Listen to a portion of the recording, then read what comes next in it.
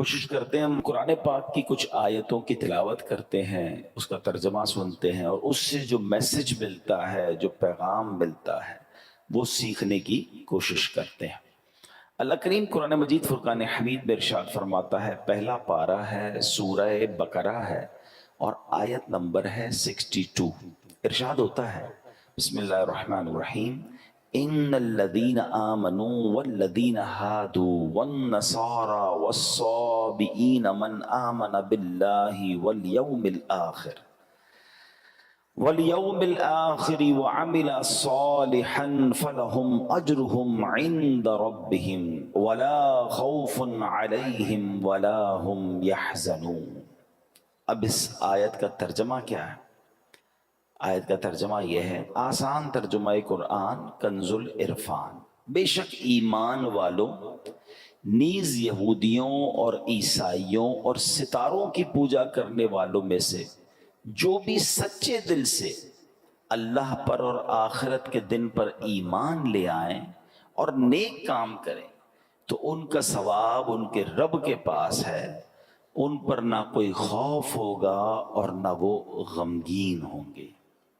اب یہ بڑا خوبصورت یوں سمجھیے ایک سینیریو تھا، ایک زبردست یوں سمجھیے اس کے پیچھے پس منظر ہے، واقعہ ہے ایک ایسے صحابی کا جو تمام صحابہ میں سب سے لمبی عمر جن کو ملی، اور وہ صحابی ہیں حضرت سلمان فارسی رضی اللہ تعالیٰ۔ یاد یہ سب باتیں ہمیں پتہ ہونی چاہیے۔ 250 سال کے قریب آپ کی عمر تھی، اور آپ نے جس طرح اللہ کے نبی کو تلاش کیا ہے نا، جس طرح ایمان ان کو ملا، جس طرح نبی پاک کا ساتھ ملا، جس طرح وہ پیارے آقا کے پاس پہنچے، یہ لمبی داستان ہے۔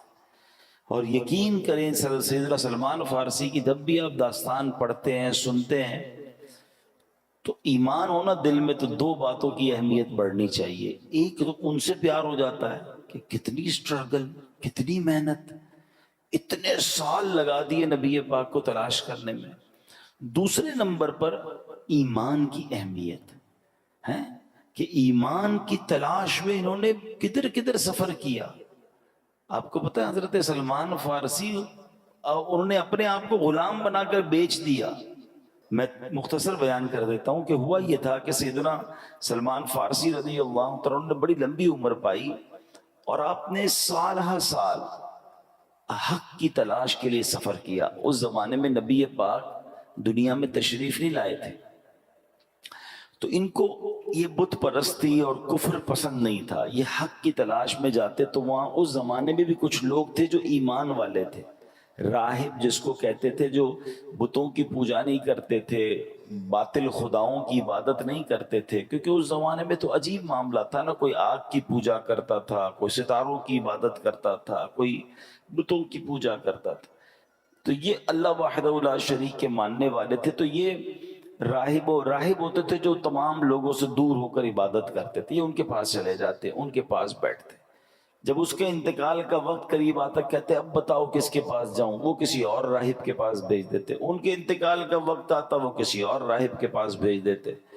اب آخری جو راہب تھا نا، جب اس کے انتقال کا وقت آیا تو آپ نے کہا اب میں کدھر جاؤں؟ تو اس راہب نے کہا کہ اب میں دنیا میں کسی اور کو تو نہیں پاتا، ہاں اب آخری نبی کے مبعوث ہونے کا وقت ہونے والا ہے، تم ایسا کرو کہ ان کے پاس جاؤ اور ان پر ایمان لانا، ان کی خدمت میں چلے جانا۔ کچھ نشانیاں بتائی گئی کہ وہ کہاں ہوں گے، تو پتہ چلا وہ مدینہ منورہ میں ہجرت کر کے آئیں گے۔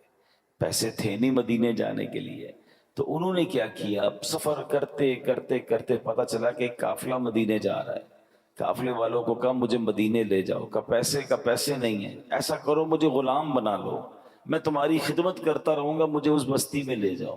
اپنے آپ کو بیچ دیا اور مدینے پہنچے۔ پھر بہت وہاں پر باغ میں کھجوریں اٹھاتے تھے اور محنت کرتے تھے، پانی کے ڈول اٹھاتے تھے، آپ کی کمر میں یوں سمجھے کہ بڑی تکلیفیں اٹھائیں، اور آخر کار جناب رسول اللہ صلی اللہ تعالیٰ علیہ وسلم کے پاس پہنچ گئے ہیں۔ گر پڑ کے یہاں پہنچا، مر مر کے اسے پایا، چھوٹے نہ الہی اب سنگے در جانان۔ اب ایمان لے آئے، نبی پاک کی بارگاہ میں حاضر ہو گئے. بڑا عشق والا واقعہ ہے.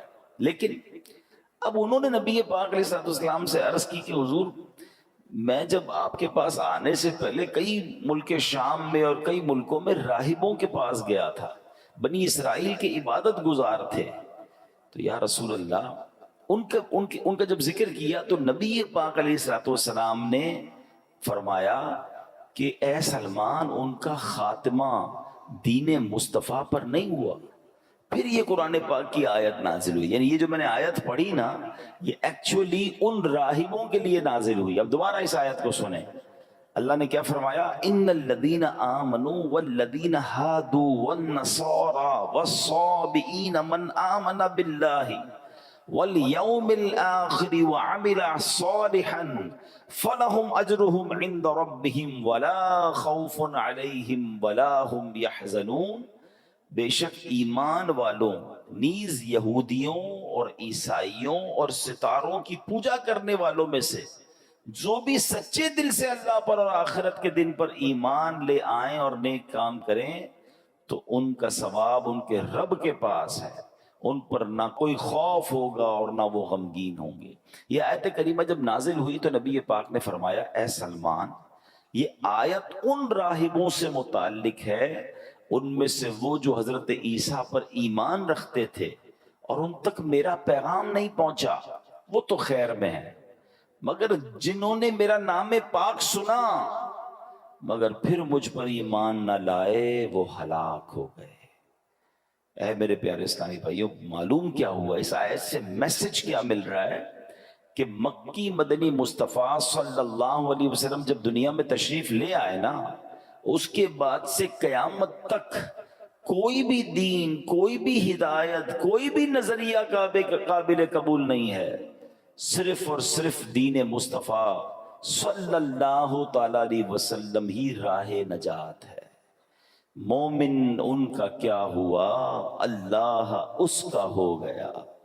نبی پاک کے دامن کے علاوہ پیارے آقا کی جو کہیں کہ ان کے فٹ سٹیپ، ان کے نقش قدم، ان کے بتائے ہوئے طریقے کے علاوہ کوئی طریقہ درست نہیں، کیونکہ جو ان کے دامن سے وابستہ ہوگا وہ اللہ کریم کی رحمت کا حقدار ہوگا. کیا خوبصورت بات. اعلیٰ حضرت امام اہل سنت لکھتے ہیں مومن ان کا کیا ہوا، اللہ اس کا ہو گیا. کافر ان سے کیا پھرا، اللہ ہی سے پھر گیا. وہ کہ اس در کا ہوا، خلق خدا اس کی ہوئی. وہ کہ اس در سے پھرا، اللہ اس سے پھر گیا. اے میرے پیارے اسلامی بھائیو، یہ ہمیں بات سمجھنی ہے. اس آیت کریمہ سے واضح طور پر معلوم ہو گیا کوئی بنی اسرائیل سے تعلق رکھتا ہو، کوئی تورات کا ماننے کا دعویٰ کرتا ہو، کوئی انجیل پر ایمان رکھنے کا دعویٰ کرتا ہو، غرض کوئی کیسے بلند دعویٰ کیوں نہ کرتا ہو، نجات کس کو ملنی ہے، نجات کی راہ کون سی ہے؟ وہ دین محمدی یعنی دین اسلام ہے. حضرت موسیٰ علیہ السلام پر کون سی کتاب نازل ہوئی تھی؟ تورات شریف. ٹھیک ہے، کس کی بات کر رہا ہوں؟ حضرت فاروق اعظم، حضرت عمر فاروق. کیسی ہستی ہیں جن کے بارے میں نبی پاک فرماتے میرے بعد اگر کوئی نبی ہوتا تو عمر ہوتا. ان کا واقعہ سنیے. ایک بار نبی پاک کا دربار تھا، حضرت عمر آئے، ہاتھ میں تورات شریف تھی. حضرت عمر نے نبی پاک کے پاس بیٹھ کر تورات پڑھنا شروع کر دی. توجہ پیارے آقا علیہ السلام کی طرف نہیں گئی بلکہ تورات پڑھنا شروع. جیسے جیسے آپ تورات پڑھتے جاتے تھے نا، میرے آقا کے چہرے کا رنگ بدلتا گیا. جلال شریف، نبی پاک کے چہرے پر جلال کی وجہ سے رنگ بدلتا گیا. حضرت ابوبکر صدیق نے حضرت عمر کو روکا، ہے عمر نبی پاک کا چہرہ تو دیکھو، پیارے آقا کے چہرے کو تو دیکھو. حضرت عمر نے جیسے نبی پاک کے چہرے کی طرف دیکھا تو جلال کی کیفیت، فوراً تورات شریف بند کیا، نبی پاک سے معافی کے طلبگار ہوئے. اب سنو اللہ کے حبیب علیہ السلام نے کیا فرمایا.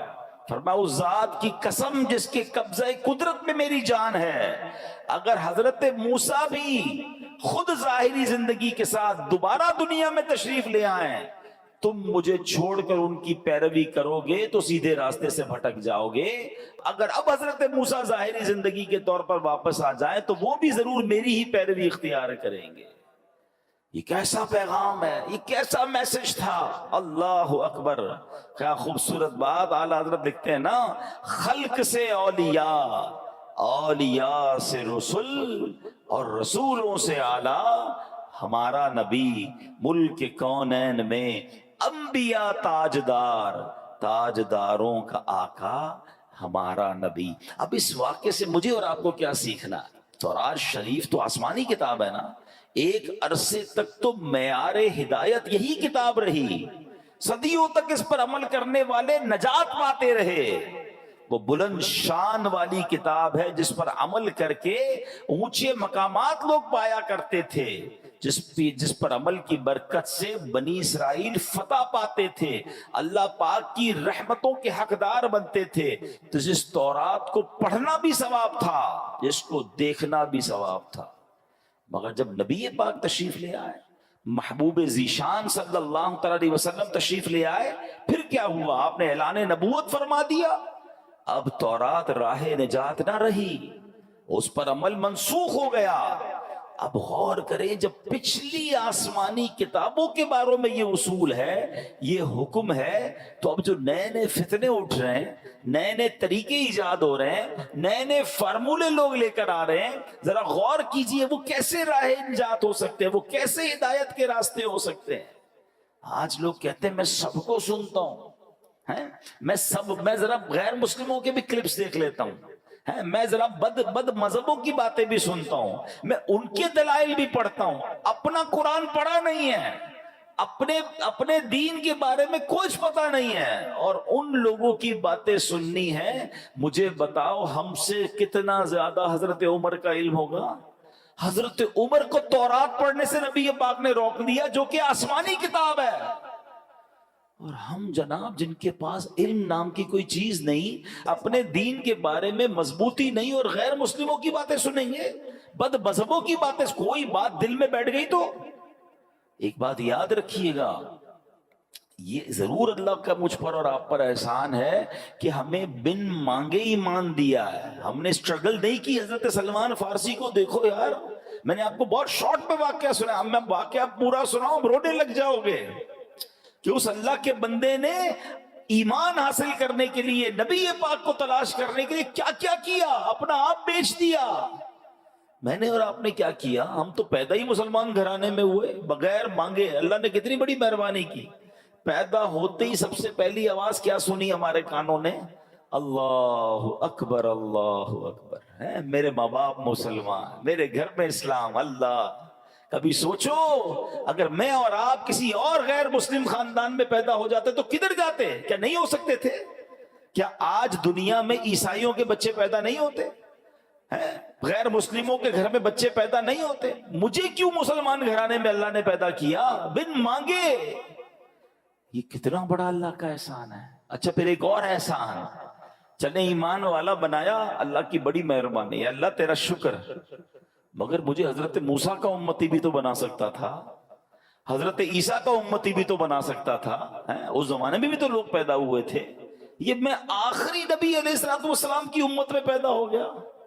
یہ کتنی بڑی مہربانی ہے۔ میں خدا کی قسم صحیح بتاؤں نا، صرف میں اور آپ ساری زندگی اسی بات کا شکر ادا کرتے جائیں تو زندگی ختم ہو جائے، شکر ادا نہیں ہو سکتا۔ کتنا بڑا مجھ پر احسان کر دیا، میری خوش قسمتی میں تیرا امتی، امتی تیری قسمت پہ لاکھوں سلام۔ یہ اللہ نے ہم پر مہربانی کی نا۔ لیکن اب ایک بات آپ سمجھ جائیے، ایمان والے تو بن گئے، مسلمان گھرانے میں پیدا تو ہو گئے، but we have no guarantee کہ ہم مسلمان ہی مریں گے۔ ہاں، ایمان بندہ قبول بھی کر سکتا ہے، اور بدقسمتی سے بدبختی غالب آ جائے تو اس کا ایمان اس سے چھن بھی سکتا ہے۔ ایمان کی فکر کرنی ہے، ایمان کی حفاظت کی دعائیں کرنی ہے۔ پوری دنیا میں آج کہا جاتا ہے کہ سب سے زیادہ جو موسٹ گروئنگ ریلیجن ہے نا، سب سے زیادہ پھیلنے والا مذہب اسلام ہے۔ بہت اچھی بات ہے، مگر مسلمان بھی غیر مسلم ہوتے ہیں، اس کی بھی ہمیں فکر کرنی ہے۔ ہیں، دعائیں کرنی ہیں. تو اس یہ کیسے ہو سکتا ہے؟ جب آپ سب کی سنیں گے، آپ غیر مسلموں کو بھی سنیں گے، آپ بد مذہبوں کو بھی سنیں گے، آپ ان سے دوستیاں لگائیں گے، کیا پتہ ان کی کون سی بات. اب تو سنا ہے، پتہ نہیں، میں مذہبوں کے نام نہیں لیتا، مگر مختلف تہواروں میں مسلمانوں کے بچے جا رہے ہیں، آپس میں تحفے دیے جاتے ہیں. بھئی یہ تحفہ کیوں آیا؟ تو فلاں فلاں مذہب والوں کی عید ہے، فلاں مذہب والوں کا تہوار ہے. ہم مسلمان کلمہ پڑھنے والے، جو بندہ میرے رب کو نہ مانے، میرے نبی کو نہ مانے، میں ان کے تہواروں میں کیسے شرکت کر سکتا ہوں؟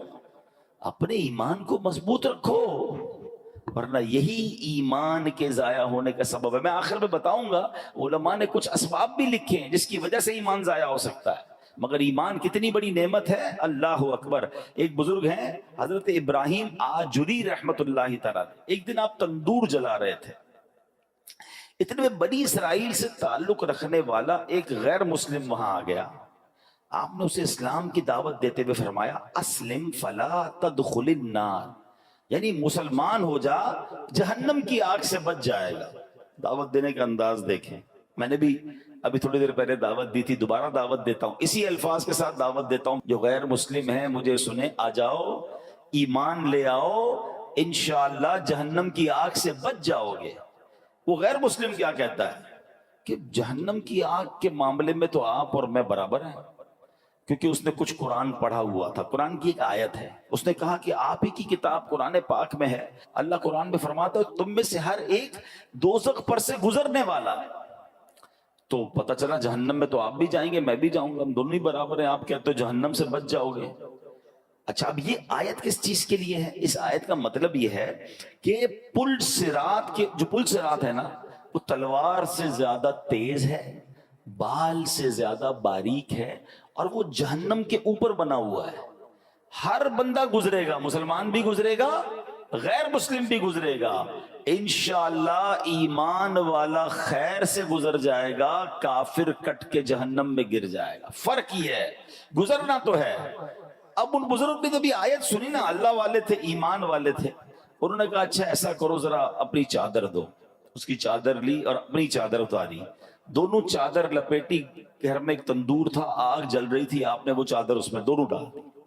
تھوڑی دیر بعد خود تندور کے اندر اترے اور چادر باہر نکالی، دونوں چادریں لپٹی ہوئی تھیں. غیر مسلم کی چادر جل کر راکھ ہو گئی، ان کی چادر ویسی سلامت. خود تندور میں اترے، واپس آیا، آگ نے اثر نہیں کیا. کہ یہ فرق ہے، آگ میں غیر مسلم بھی جائے گا، ایمان والا بھی جائے گا. انشاءاللہ جہنم کی آگ ایمان والے کو کچھ نہیں کہے گی. یہ دیکھنا تھا وہ غیر مسلم کلمہ پڑھ کر مسلمان ہو گیا. تو یہ فرق ہے. ایمان ہوا انشاءاللہ، انشاءاللہ ایمان سلامت لے کر جانا ہے نا. اچھا، یہی بات اللہ نے قرآن میں فرمائی. Try to understand. جب ہم اس طرح کی باتیں کرتے ہیں نا، تو لوگ کہتے ہیں یار یہ پتہ نہیں کیسے کہہ رہے ہیں ایمان جا سکتا ہے، اللہ نے مسلمان بنا دیا اب تو گارنٹی ایمان والے ہو گئے. نہیں، اللہ کے نبی کی دعائیں ہیں. پیارے آقا دعا کیا کرتے، یا مقلب القلوب ثبت قلبی علی دینک. کیا مطلب ہوا اس کا؟ دلوں کو پھیرنے والے، میرے دل کو اپنے دین پر ثابت قدمی عطا فرما. کون دعا کر رہا ہے؟ جس کے صدقے ایمان ملا ہے. پڑھتے ہو نا نعت میں شعر، تیرے صدقے میں آقا سارے جہاں کو دین ملا. وہ دعا کر رہے ہیں ہماری تربیت کے لیے کہ دل بدلتا ہے. اے اللہ دل سلامت رکھیو، ایمان لے کر جانا ہے. اچھا، قرآن میں رب نے فرمایا نا، یا ایھا الذین آمنوا اتقوا اللہ حق تقاتہ ولا تموتن الا وانتم مسلمون. اے ایمان والو، اللہ سے ڈرو جیسا ڈرنے کا حق ہے، اور نہیں مرنا مگر مسلمان. یعنی ایمان لے کر مرنا، کہیں غیر مسلم مت مر جانا. قرآن کا یہ پیغام بتا رہا ہے. یہ آدھا مسلمان کون سا ہوتا ہے؟ اسلام میں پورے پورے داخل ہونا ہے اور اس پہ فخر کرنا ہے، اس پہ شرمانا نہیں. اور یہ ایمان مضبوط ہونے کی دلیل ہے. وہی پرابلم ہے نا، صحبتیں ایسی ہیں، دوست ایسے ہیں، باتیں ایسی ہیں کہ سن سن کر ان سے پیار ہو جاتا ہے، اسلام سے نفرت ہو جاتی ہے. اسلام کے کچھ اب دیکھیں نا، بہت سارے لوگ نکلے کہتے ہیں پردے کی کوئی ضرورت نہیں ہے. عورت کو جناب کس نے کہا؟ بھائی قرآن نے کہا پردہ ہونا چاہیے، نبی پاک نے کہا پردہ ہونا چاہیے. لوگ کہہ رہے نہیں، عورت کی آزادی، میرا جسم میری مرضی. یہ کیا ہے؟ یہ آہستہ آہستہ ہم نہیں کہتے عورتوں کے ساتھ ظلم. اسلام جتنا عورتوں کے حقوق بیان کرتا ہے دنیا میں کون بیان کرتا ہے؟ ماں کے قدموں تلے جنت ہے. بہن کے حقوق بیان کیے, بیوی کے حقوق بیان کیے, بلکہ نبی پاک نے تو یہاں تک فرمایا تم میں بہترین وہ ہے جو اپنی گھر کی عورتوں کے ساتھ بہترین ہے. اس سے زیادہ کون سا مذہب عورتوں کے حقوق بیان کرتا ہے؟ کہ ہمیں کہتے ہیں عورتوں کے ساتھ اچھے سلوک کرنا ہے, اسلام سکھاتا ہے. مگر یہاں یہ پرابلم نہیں ہے. یہاں ایکچولی آہستہ آہستہ اسلام دل سے نکالنا ہے, قرآن دل سے نکالنا ہے, حدیث. یہ ایک بات نہیں ہے, ایسی بہت ساری باتیں آئیں گی, آپ پڑھتے جائیں. یہ کچھ آتے ہیں دانشور کے نام پر جو ٹی وی پہ آئیں گے, سوشل میڈیا پہ آئیں گے اور آپ کو سمجھائیں گے کہ قرآن کی یہ بات ٹھیک نہیں ہے, اس پہ عمل نہیں کرنا چاہیے, اس کا مطلب تو کچھ اور ہے. یہ پلاننگز ہیں. اور قرآن نے کیا کہا کہ اللہ اور اس کے رسول کے پر جو ایمان لائے گا, اللہ پر جو ایمان لائے گا وہی نجات پانا ہے, اس کے علاوہ نجات نہیں ہے. اے میرے پیارے اسلامی بھائیو, اگر ہمیں بچنا ہے جہنم کی آگ سے, ہمیں بچنا ہے آخرت کے عذاب سے, تو اپنے ایمان کی حفاظت کرنی ہے. ایک بار نبی پاک علیہ الصلوۃ والسلام, دیکھیں پیارے آقا کی کیا شان. اس زمانے میں نبی پاک نے سمجھایا, ایسا لگتا ہے یہ آج کے لیے کیسی پیاری بات ہے. پیارے آقا نے ایک سیدھی لکیر کھینچی, پھر ایک رائٹ سائڈ پہ لکیر کھینچی, اور پھر لیفٹ سائڈ پہ خط لکیریں بنائیں, اور پھر درمیان والی لکیر پر ہاتھ رکھ کر کیا فرمایا؟ دائیں بائیں والی لکیروں پر فرمایا ہادہی سبل الشیطان, یہ شیطان کے راستے ہیں. اور درمیان والی لکیر پر فرمایا وَأَنَّ هَذِي صِرَاطِي مُسْتَقِيمًا فَاتَّبِعُوهُ, اور یہ کہ یہ میرا سیدھا راستہ ہے تو اس پر چلو. قرآن کی آیت تلاوت کر کے سمجھایا کہ سیدھا راستہ اللہ اور اس کے رسول کا راستہ ہے, دائیں بائیں یہ عجیب عجیب راستے آتے رہیں گے جس سے اپنا ایمان بچانا ہے. سیدی اعلیٰ حضرت نے تو بہت پہلے لکھا تھا, فرماتے ہیں جان دے دو وعدہ دیدار پر, نقد اپنا دام ہو ہی جائے گا, سائلوں دامن سخی کا تھام لو, کچھ نہ کچھ انعام ہو ہی جائے گا. مفلسوں ان کی گلی میں جا پڑو, باغ خلد اکرام ہو ہی جائے گا. اور فرمایا سونا جنگل رات اندھیری چھائی بدلی کالی ہے, سونے والو جاگتے رہیو چوروں کی رکھوالی ہے. یعنی دین سکھانے کے نام پر لوگ آ کر ایمان پر حملے کر رہے ہوتے. اللہ کرے کہ یہ بات ہمیں سمجھ آ جائے اور ہم اپنے دین سے بے پناہ محبت کرنے والے بن جائیں. میں انشاءاللہ آج آپ کو کچھ وظائف بھی بتا کر جاؤں گا, مگر ایک بڑا دل خراش واقعہ جس سے یہ احساس ہوگا کہ ایمان کیسے شیطان چھین لیتا ہے. امام ابو محمد رحمت اللہ تعالی علیہ فرماتے 3 عبادت گزار لوگ تھے, زاہد تھے, حج پر گئے اور جاتے جاتے راستے میں غیر مسلموں کی بستی میں قیام کیا. اب ان تینوں میں سے ایک کی نظر ایک غیر مسلم لڑکی پر پڑی جو بڑی خوبصورت تھی. اس کی طرف اس کا دل مائل ہو گیا. پہلے کے زمانے میں قافلے اونٹوں پر گھوڑوں پر بہت لمبا سفر ہوتا تھا. اب صبح ہوئی تو سفر کا وقت ہے, اس نے کہا دونوں کو اگر تم جاؤ میں ذرا پیچھے آتا ہوں. وہ دونوں تو حج پہ روانہ ہو گئے. یہ بندہ اسی بستی میں رک گیا. اس عورت کی طرف اس کا دل آ گیا. عورت سے اس نے بات کی کہ میں تم سے شادی کرنا چاہتا ہوں. تو عورت نے کہا کہ میرے والد سے بات کرو. والد کے پاس گیا. والد نے کہا اس کا مہر دو. کہا مہر کیا ہے؟ کہا مہر بہت بھاری ہے. کہا بتائیے میں مہر دے دوں گا. کہا مہر یہ ہے کہ تم غیر مسلم ہو جاؤ, تم اسلام چھوڑ دو. اس بدبخت نے اس لڑکی کے عشق کے چکر میں اپنا دین چھوڑ دیا جو عبادت گزار تھا, حج کو جا رہا تھا. ٹرائی ٹو انڈرسٹینڈ کدھر جا کر ایمان گیا اس کا. حج کے راستے میں شیطان نے ایسا حملہ کیا کہ وہ غیر مسلم ہو گیا. اچھا وہ شادی بھی ہو گئی. اب وہ دوست حج کر کے واپس اسی راستے سے آئے کہ وہ دوست کدھر رہ گیا, حج میں ہی نہیں آیا. واپس آئے ڈھونڈتے ڈھونڈتے پتا چلا کہ وہ بندہ تو غیر مسلم ہو گیا تھا, مگر اس دوران اس کا انتقال بھی ہو گیا. یعنی بے ایمانی کی موت مرا. قبر پر گئے, وہاں دیکھا تو 2 بچے بھی تھے, اس کی بیوی تھی, سب رو رہے تھے. تو بیوی سے جب داستان سنی تو یہ بھی 2 دوست تھے, رونے لگے کہ ایسا ہو گیا, اس کا ایمان ہی چلا گیا, بے ایمان مر گیا. عورت نے پتہ کیا بتایا؟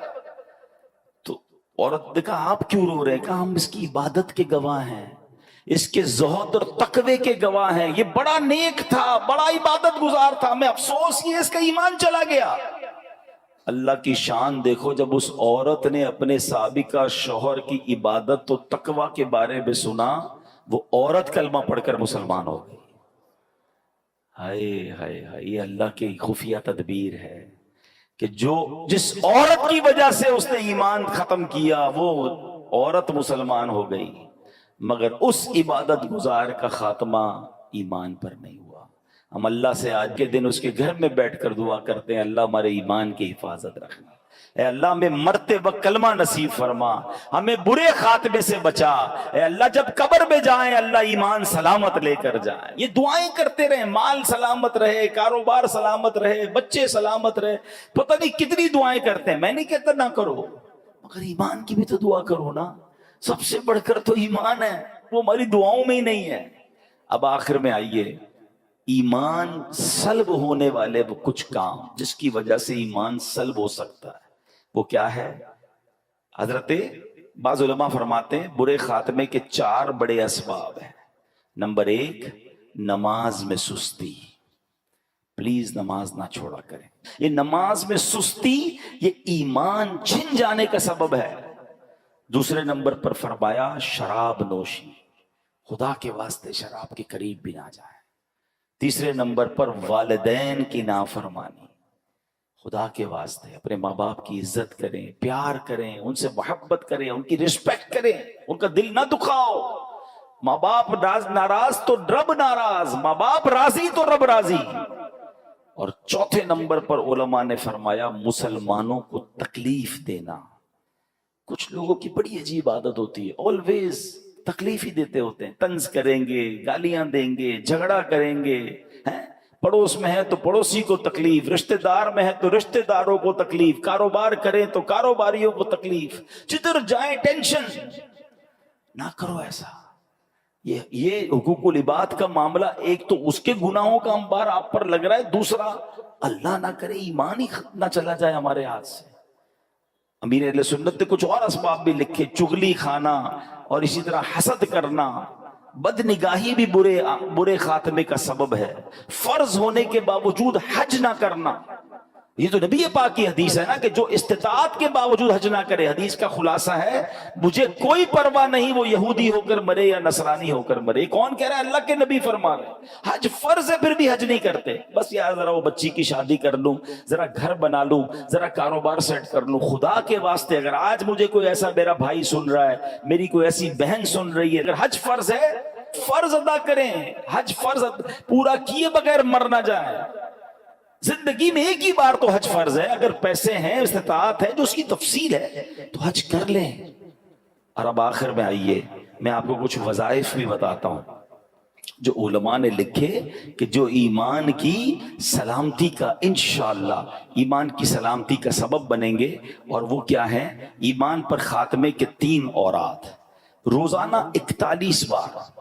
یہ اعلیٰ حضرت امام اہل سنت نے ماشاءاللہ کوئی شخص حاضر ہوا کہ حضور میرے ایمان پر خاتمے کی دعا کر دیں، تو آپ نے دعا بھی فرمائی اور ارشاد فرمایا 3 وظائف دیے۔ 41 ٹائم روزانہ صبح کو یا حیو یا قیوم لا الہ الا انت، اول آخر درود شریف، اور 41 ٹائم ایک بار مل کر پڑھ لیں، یا حیو یا قیوم لا الہ الا انت۔